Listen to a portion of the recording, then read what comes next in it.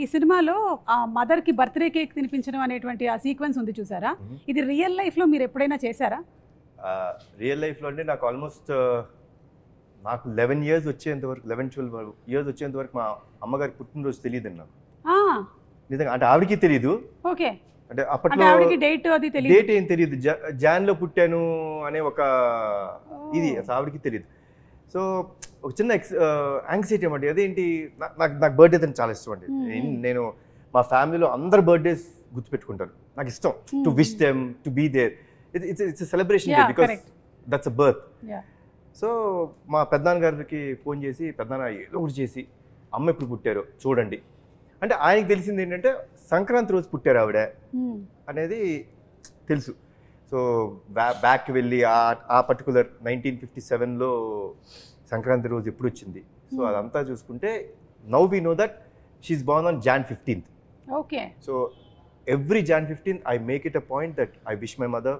Cake cut చేసి ఆవిడకి బేసిక్గా ఇష్టం ఉండదు అవన్నీ, అయినా సరే I make it a point that I wish her, I be there for. ఆ రోజు నేను జనరల్గా ఎక్కడికి వెళ్ళినా ఆవిడతోనే ఉంటాను, షూటింగ్స్ చేయను.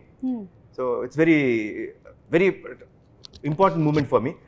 అండ్ లక్కీగా నాకు ప్రదీప్ ఈ కథ చెప్పినప్పుడు it had that element. So the film totally revolves around the bonding between mother and son. But ఆ బర్త్డేకి హీరో ఎంత వాల్యూ ఇస్తాడు అంటే అంటే ఏం లేదండి. See my simple fund of life is అమ్మ లేనిదే మనం లేవు. ఆవిడ మనకి జన్మనిచ్చిన రోజు మన బర్త్డే గుర్తుపెట్టుకుంటాం కదా, మనకి జన్మనివ్వడానికి కారణమైన వాళ్ళ బర్త్డే గుర్తుపెట్టుకోవాలనేది నా స్ట్రాంగ్ నమ్మకం. So it revolves around that. It's very close to my heart. I said okay for this film. ఒక కండిషన్ పెట్టాను, విజయశాంతి గారు చేయకపోతే నేను ఈ సినిమా చేయను అన్న. మనోడు షాకు. సార్ అన్నాడు, మొహమాటమే లేదు ప్రదీప్, మేడం అమ్మ ఓకే చెప్తేనే మనం ముందుకెళ్దాం, లేదా ప్రాబ్లం ఇంకేమైనా కథ ఉంటే చెప్పు, వి విల్ సీ. బికాస్ ఆ కథ విన్నప్పుడు ఆ ఇంటెన్సిటీ ఆవిడ చేస్తేనే కరెక్ట్ అనిపించింది. సో లక్కీలీ అమ్మ ఒప్పుకున్నారు, దేవుడు చల్లగా చూసుకున్నారు మమ్మల్ని. ఒక ప్రాసెస్ అదే మీకు ఆల్రెడీ తెలుసు. నవ్వుతున్నారు చూసారా, ఎందుకని అడగండి, ఆవిడని అడగండి మేడం. చెప్పండి విజయశాంతి గారు. అలా పట్టుకున్నారా?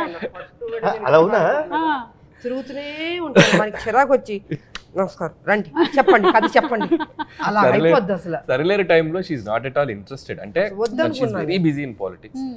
అసలు సినిమా అనేది ఆవిడకి అసలు ఐడియా లేదు.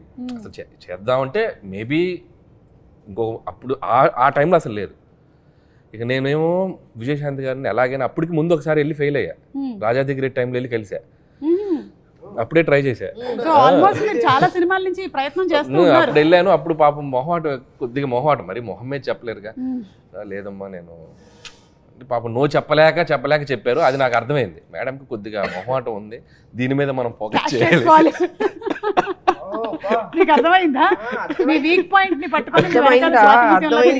అర్థమవుతుందా? సో ఇక సరిలేరు టైంలో వెళ్ళి అంటే శ్రీనివాస్ గారు ఉన్నారు, అంటే they both have script judgement బాగుంటుంది. విజయశాంతి గారిదైనా శ్రీనివాస్ గారిదైనా. శ్రీనివాస్ గారు అంటే మన హస్బెండ్. సో సార్ది కూడా పర్ఫెక్ట్ జడ్జిమెంట్. అంటే కమర్షియల్ కథ అయినా ఏ కథ అయినా మనం జస్ట్ కథ అంతా చెప్పాల్సిన పనిలే, జస్ట్ ఒక ఐడియా చెప్తే చాలు, ఇది వర్క్ అవుతుందా లేదని అది చెప్పేయగలరు. సో నాకు తెలిసి ప్రదీప్ గారికి ఎలాంటి ఎక్స్పీరియన్స్ ఉందో అమ్మ మీరే చెప్పాలి. అదే అంటే ఆయన కూడా స్వాతి ముత్యం లాగానే వచ్చి మళ్ళీ కథ వినిపించి. అసలు ఆయన ఏమైనా అనిల్ గారి దగ్గర ట్రైనింగ్ తీసుకుని డౌట్ గా ఉంది, వీళ్ళేదో మాట్లాడుకుని ఉంటారు. నేను ఇలా పడ్డాను, నువ్వు కూడా అలా పడు, నా ఫ్రెండ్ ఒప్పుకుంటుందేమో అని చెప్పుకుంటారు. అది కాదు పాప, మనోడికి డెడ్ లైన్ కదా, నేను చేయనండి ఆ సినిమా. అమ్మో ఇంక ఈయన చేయనంటే ఆవిడ ఒప్పుకోకపోతే ఈయన చేయనంటాడు. చెప్పాడు మీరు చేయకపోతే బాబు చేయనన్నారు. అమ్మా నా లైఫ్ పోతుంది, దయచేసి ఎలాగని ఒప్పుకోండి. పెద్ద మెడిసిన్, చాలా పెద్ద విషయం.